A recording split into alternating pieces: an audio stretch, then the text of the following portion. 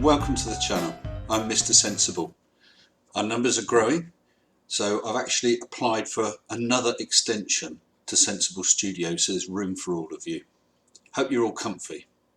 Today we're going to look at something that I thought had probably died a death years ago.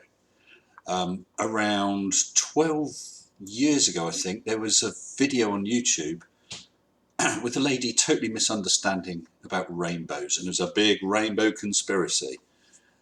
Let's have a quick look at that first.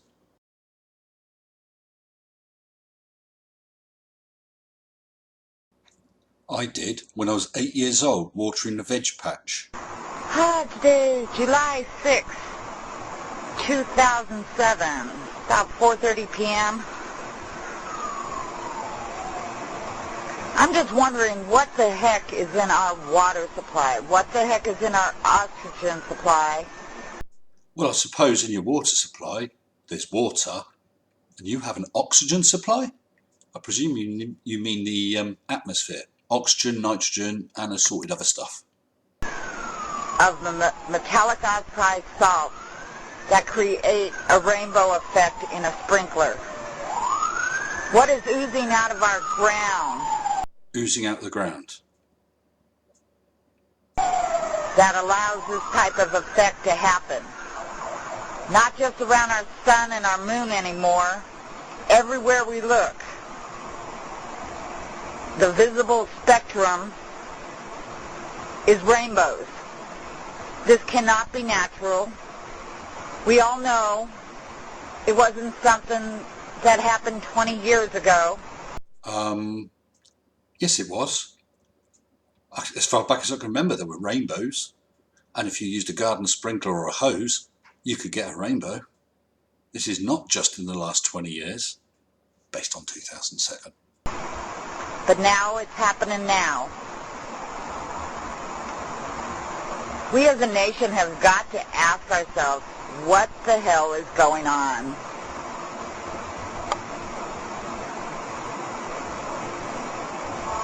What is oozing out of our ground?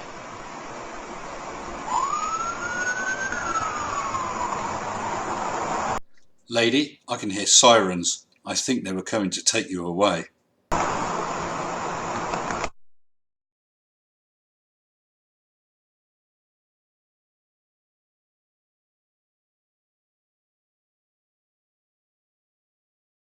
Well, as you can see, that was a total bunch of fail.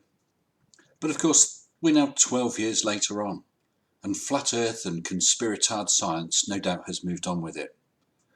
Let's find out about the latest thinking. Stop. Fail. First sentence. What people call rainbows are formed by radioactive chemicals. No they're not. And weather is controlled by NASA. So NASA must be pretty mean if they allow things like these hurricanes, drought, floods, freak snowstorms. Those pesky rascals. This does not bode well. Come on, give us what you got.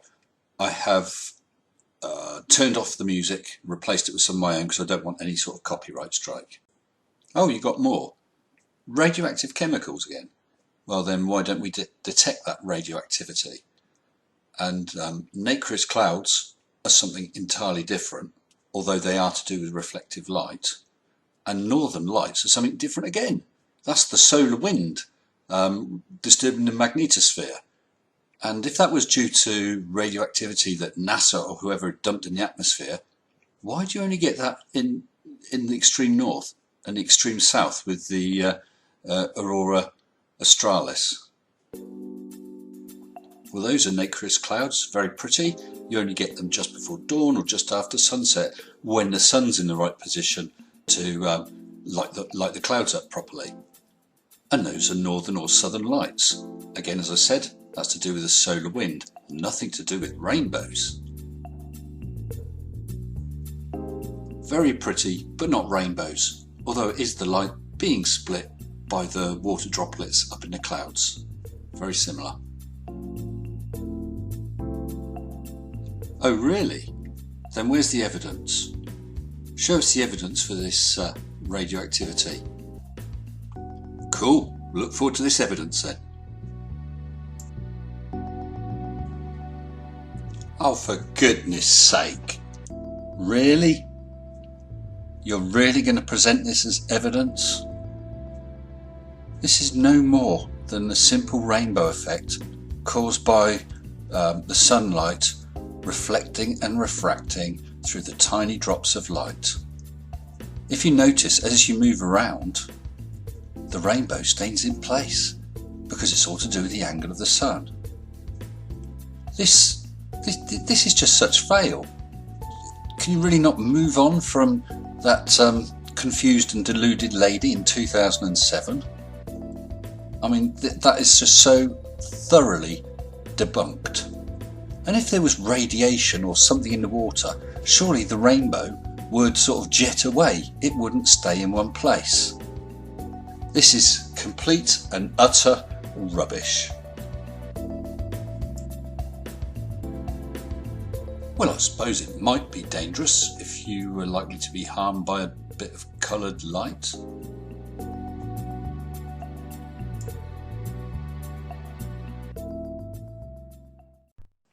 No, I think listening to people like you is dangerous. So if there isn't some plot to fill our atmosphere with some radioactive material to make rainbows, how are they made? Well, I'm sure you can all remember at school doing this. You shine a light into a glass prism, and as the white light passes from the medium of the air to the glass, it refracts, and the different wavelengths of light refract differently. And so what comes out the other side is your rainbow. Incidentally, flat earthers, please keep a copy of this image because you can see angles with an equilateral triangle, just in case anyone asks you, what are the angles on a triangle of 111? With actual rainbows, the sunlight is passing into the individual droplets of water and being refracted, then bouncing off the far side surface of the raindrop and being split further and further and refracting again as it comes out into the air, and then you've got your spectrum, your rainbow. As simple as that. And of course, rainbows have been round forever. They've certainly been round in biblical times, because in Genesis 9 verses 12 to 15, God said, "The rainbow that I have put in the sky will be my sign to you and to every living creature on earth.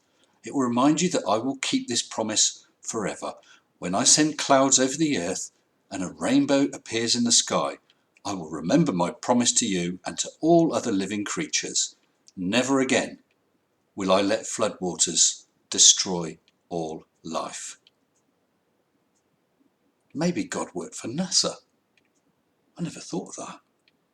Of course, I don't doubt for a minute that this creator knows what rainbows really are.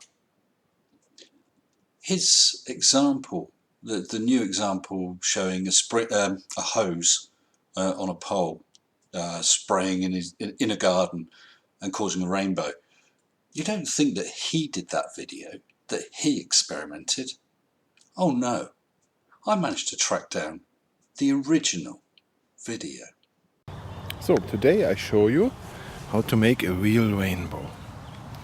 And all we need is a garden hose. And see, on mine here I have a setting what's called mist. Up here on my little stick here.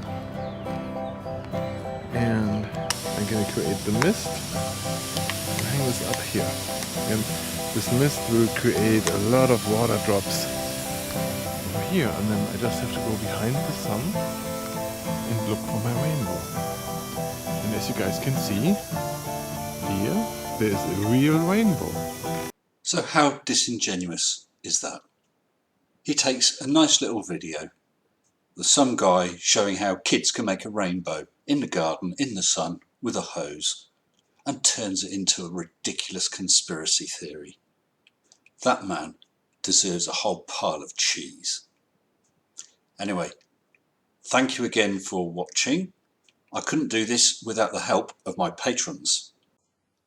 My wonderful patrons: Bernard Godfrey, Elizabeth Schneider, Frank Kelly, Frederick Sigard, John Calvin Hobbs, Mick Farnham, Mitch Goldstein, Simon D, and Steve Pleggy.